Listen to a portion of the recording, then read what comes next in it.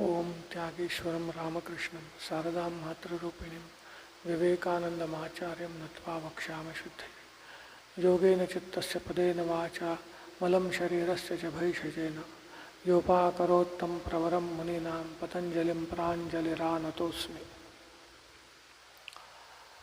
In our last class, we saw this for beginners or those whose mind is not very controlled, how this Kriya Yoga helps. The whole plan of action, so to say, how we proceed from having a mind that is so going outward, extrovert mind, how we control it and proceed. So he said this Kriya Yoga is the key. That is the first step, so to say.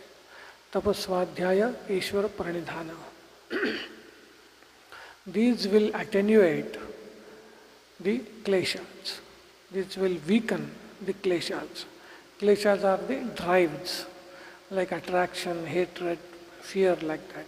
All these drives, this Kriya Yoga will attenuate these, will weaken these. So long as these drives have a full place, so to say, in our mind, we cannot properly concentrate. That is the point. Unless these drives are attenuated, weakened, we cannot concentrate. And hence, this Kriya Yoga is necessary for this attenuation of the drives. Only when these are attenuated, when they become, as Bhashyakara says, like shushka kashta, like a dry twig, these become like dry twigs, then they don't disturb the mind. Then we progress in this path of concentration, which ends in prasankhana, or the knowledge of our real nature, or according to yoga, the knowledge of distinction between our real nature and everything else. That knowledge is what burns these attenuated kleshas, these attenuated drives. That knowledge alone can burn these. It's called Dagdha Bija Avastha. It will turn it into burnt seed state. And according to these yogis, this is the state of Jivan Mukti. The state of Jivan Mukti is when these seeds or the kleshas which have been attenuated are burnt completely. When kleshas attain the Dagdhabijavastha, that is the state of Jivan Mukti. After that will be Kaivalya. So that is the, so to say, the plan. That is how we have to proceed. So first step is this Kriya Yoga, wherein the kleshas will be attenuated. Then we saw how many kleshas are there and what they are. Avidya, Asmita, Ragadvesha, Abhiniveshaha, Kleshaha. These are the 5 afflictions, so to say, which can be translated roughly as ignorance, a sense of I, Asmita, Raga, attachment or attraction, Dvesha is hatred, and Abhinivesha is clinging to life, or you can say fear. All these 5 are called kleshas or afflictions. They are called afflictions because they are responsible, so to say, for samsara. That we are in samsara. The reason are these kleshas.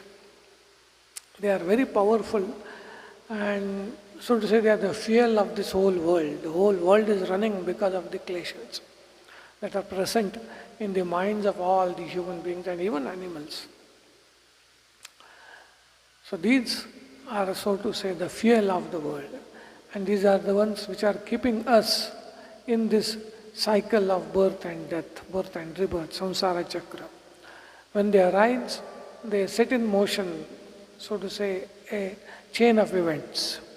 When any attraction or hatred arises in the mind, it will set in motion a chain of events. We start thinking about it, we act on it, we experience, and in the process we gain, deposit the samskaras, papa, punya and everything. And that becomes the cause of the samsara.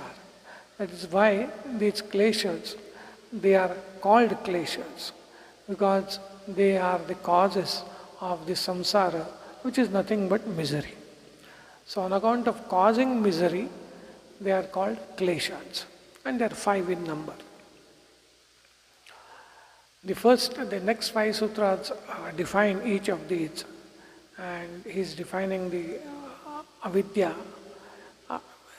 But before defining that, he wants to give the relation between these. The definition of avidya will be in the next sutra. Before that, he gives what is the relation between these, and he says, avidya kshetra muttaresham prasuptatanu vichinna udaranam. This is the relation between these. On one side is avidya, and on other side are other 4, uttara, the rest of them, asmita, ragadvesha, abhinivesha. And avidya is the kshetram, avidya is the field of the uttaras, of the rest of those. And these rest 4, they are in our antahkarana, in our mind, in 4 different stages. Prasuptatanu vichinna udarana. So avidya is the field, so to say the breeding ground, the source of the rest of the 4. So all of these, according to the Bhashyakara, are nothing but the forms of avidya. Whether we call it attraction or dvesha or fear, whatever, these are all nothing but forms of avidya, various forms of avidya. Avidya, so to say, translates itself into all these forms. That is the kshetra, that is the breeding ground, the cause of all these. So we were discussing the various stages in which these kleshas remain. The first was prasupta, or the dormant stage. Prasupta is dormant stage. Tanu is attenuated stage. Vichinna is obstructed stage. And udara is manifest or manifested stage. So each of these kleshas, the 4 of them, they are in our mind antahkarana in either of these 4 stages. The dormant stage is bija bhavopagamaha. The klesha remaining in a seed form. Just as if there is a seed in a dry land buried somewhere. It doesn't sprout, it has no water, it has no manure, it just lies there, waiting for opportunity. Like that, these kleshas, they are there in our heart, dormant, lying there, waiting for opportunity. When the opportunity comes, they will sprout. And according to the Bhashyakaras, they give different examples of these.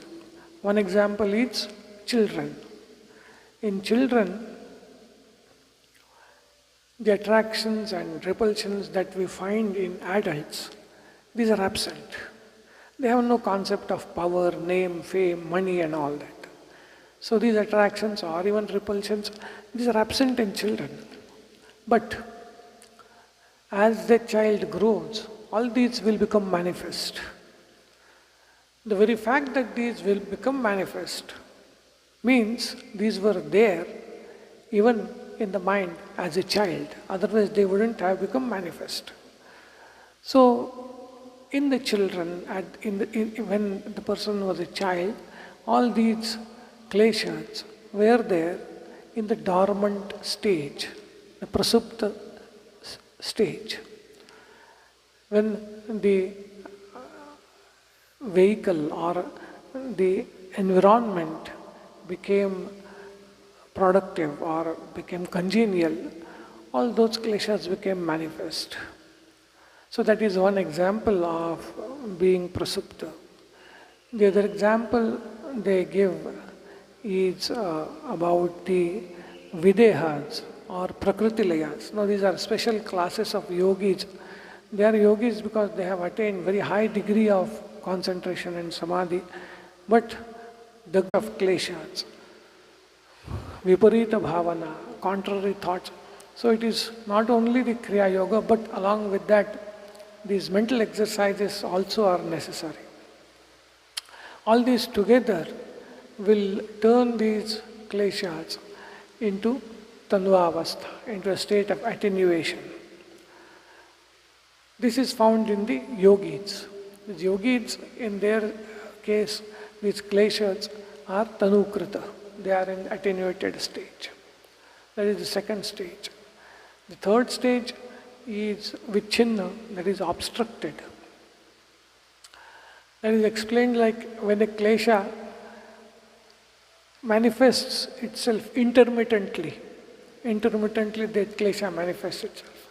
Then when it is not manifest, that stage is called vichinnaavastha, obstructed state.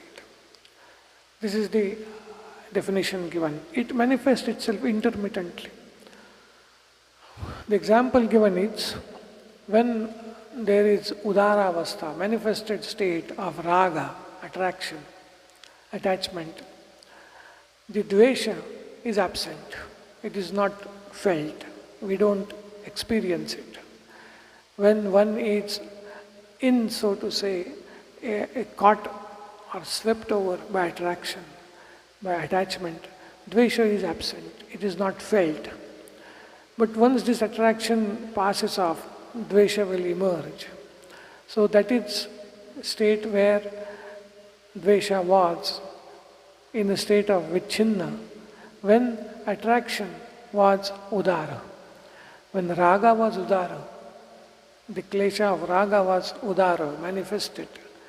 The dvesha and maybe avinivesha, these all were obstructed.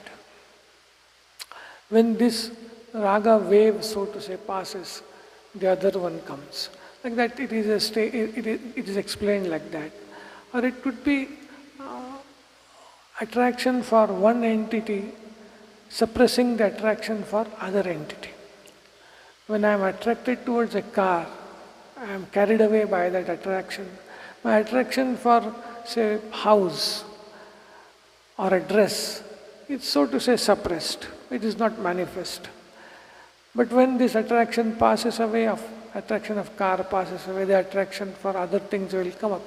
Like that, basically it is one klesha being suppressed by other klesha and intermittently, repeatedly coming up again and again at intervals. So when it is not manifest, it is called vichinna. It did manifest at some point, then it is not there, then again it comes. Then when it was not there, that stage is the stage of obstruction. It is obstructed, vichinna. And the fourth one is udara. We are all aware of that state. That is where, so to say, the klesha has burst at the surface of the mind. When it has swept us off our feet, we are fallen for it. That is the manifested state. Now, of all these four, we are aware of only the manifested state. When a klesha is udara, manifested fully, then alone we are aware of it. We are not aware of our prasupta kleshas, kleshas which are dormant, we are not aware of them. We are not bothered or troubled by tanukrita kleshas, by the attenuated, nor are we aware of the obstructed ones. What really cause havoc in our life are the udara kleshas. It is the udara kleshas, the manifested ones, which make us do things mentally, physically, verbally, and push us into good or bad actions and lead to samsara. It is only the manifested ones, the udara ones. So the question comes, why do you call the others also as kleshavasthas? Why do you include them in kleshas? That question comes because only the udara, the manifested ones alone are a source of evil and trouble, not the other ones. as say prasupta, we are not even aware of them. So why should they be included in kleshas, in the definition of kleshas at all? That the answer given is true, they are right now not bothering or causing the trouble, but they have the potential to cause the trouble in future. What is prasupta today will become udara tomorrow. What is tanukrita today might become udara. We find examples in scriptures of yogis who had, so to say, attenuated their kleshas, but due to inadvertence, lack of being cautious, they fell from the path of yoga. The tanukrita kleshas, they sprang up and became udara. So, and as such are worthy to be called, fit to be called kleshas, afflictions. So this is the relation between the kleshas. Then he defines avidya, he starts defining each of the kleshas. So he defines avidya, something like anitya, ashuchi, dukkha, anatmasu, nitya shuchi, sukha, atmakhyati, avidya. That is this sutra. He is defining avidya. What is avidya? Anitya, ashuchi, dukkha, anatmasu, nitya, shuchi, sukha, atmakhyati, avidya. Last two words are khyati, avidya. Avidya is kind of a khyati. Avidya is khyati. Khyati means knowledge, experience. So according to Patanjali, avidya is a kind of an experience. It's kind of a knowledge. And then for our understanding, we can split this sutra into 4 sub-sutras, so to say. So anitye nitya khyati avidya, ashuchau shuchikhyati avidya, dukkhe sukhakhyati avidya, and anatmani atmakhyati avidya. That is how it is. What does it mean?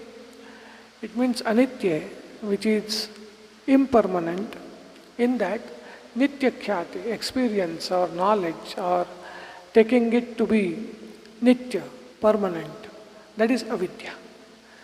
Avidya is taking as permanent what is impermanent, taking as nitya what is anitya, that is avidya. So also shuchau, ashuchau, shuchikhyati avidya. What is ashuchi, what is not pure, what is impure, in that shuchikhyati, shuchibuddhi, thinking it to be pure, that is avidya. Avidya is taking as pure what is impure, that is avidya. Dukkhe sukhakhyati avidya. What is dukkha, taking it to be sukha, is avidya. And last is anatmani atmakhyati avidya. What is anatma, non-self, taking it to be the self, experiencing it to be the self, atma, is avidya. So these are the, so to say, 4 aspects of avidya according to Patanjali. Of these, the last one is very important, anatmani atmakhyati. That is important because the whole prapancha, our existence and all the trouble that we go through, this is the root of all. This is the root of all. Taking non-self to be self. Of course, each of these have been explained by in the Bhashya. So he says, Dhruva Prithivi, we have this experience that this earth, Prithivi, is Dhruva, is permanent. Or the sky with nakshatra and chandra, taraka, it is permanent. We have this experience, we have this knowledge, we have this understanding. Now this is, he says, avidya. Because Prithvi and Akasha and all these, or sky, all these are products, karya. And being products, they can never be nitya, they can never be dhruva. According to these yogic philosophers, only prakriti is nitya. But these are the products of prakriti. And being products of prakriti, these cannot be nitya. So the manifestations or the modifications can never be nitya. But we take them to be nitya.